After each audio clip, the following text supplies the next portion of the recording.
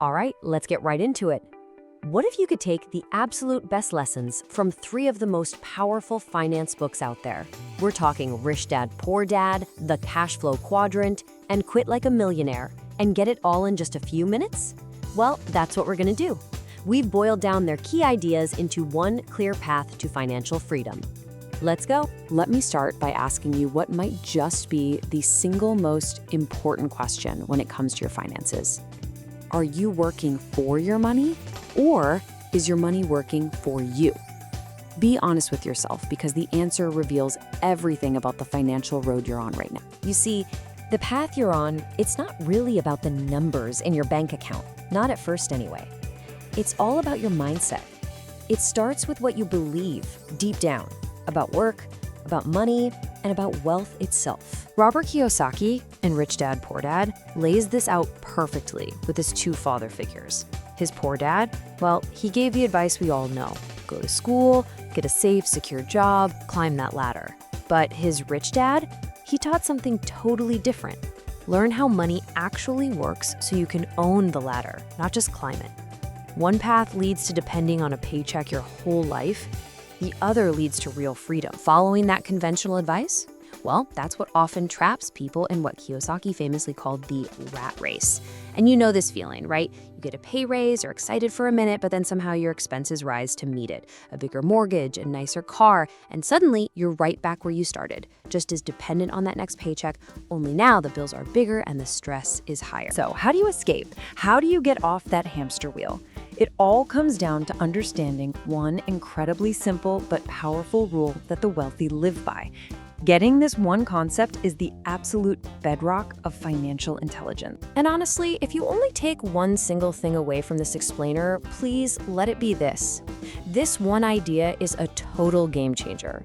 It's the filter you should use for every financial decision you make from this day forward. And here it is.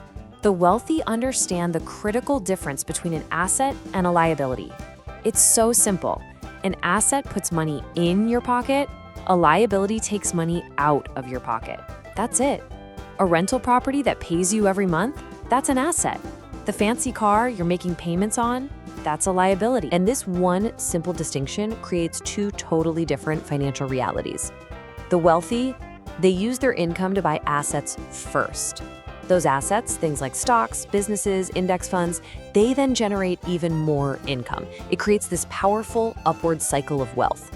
For most other people, income comes in and goes right back out to pay for liabilities and expenses, which is what keeps them running in place, stuck in that rat race. Okay, so understanding that flow of money brings us to a really powerful way to see where our income actually comes from, and more importantly, where we want it to come from in the future. This is Kiyosaki's cash flow quadrant. On the left side, you have E for employee, you have a job, and S for self-employed or specialist. You basically own your job. Most of us live here. But over on the right, you have B for business owner, where you own a system that works for you, and I for investor, where your money works for you. True financial freedom is built on the right side of this quadrant. And the difference between the two sides, it really boils down to your core values. The left side is driven by a need for security. The deal is simple. You trade your time for money. The catch? If you stop working, the money stops. The right side, though, that's driven by a desire for freedom. The focus here is on building and owning systems and assets that generate income, whether you're actively working or not. Okay, so that's the big picture. That's the theory. But how do you actually do it? How do you make the jump from the left side of that quadrant to the right? Well, here is a practical 4-step strategy that combines Kiyosaki's philosophy with the real-world tactics from Quit Like a Millionaire. This is how you build your own money machine. First things first, you have to track every single dollar. You just can't control what you don't measure. Second, you mindfully, and that's the key word, mindfully, cut spending on things that don't actually bring you value. Third, you do everything you can to maximize your income, both in your career and with side hustles. And finally, the most critical step of all, you take that extra cash, that surplus, and you consistently buy assets. That is how you build the machine. And I really want to pause on step 2 for a second, because this quote from Quit Like a Millionaire is so important. People hear cut costs and they immediately think of a miserable, deprived life. But that's not it at all. It's It's about figuring out what you truly value, what actually makes you happy, and aligning your spending with that, while cutting everything else without mercy. And all of this leads to the real engine of your money machine, investing. Why the number 8 on the screen? Because Albert Einstein himself supposedly called compound interest the 8th wonder of the world.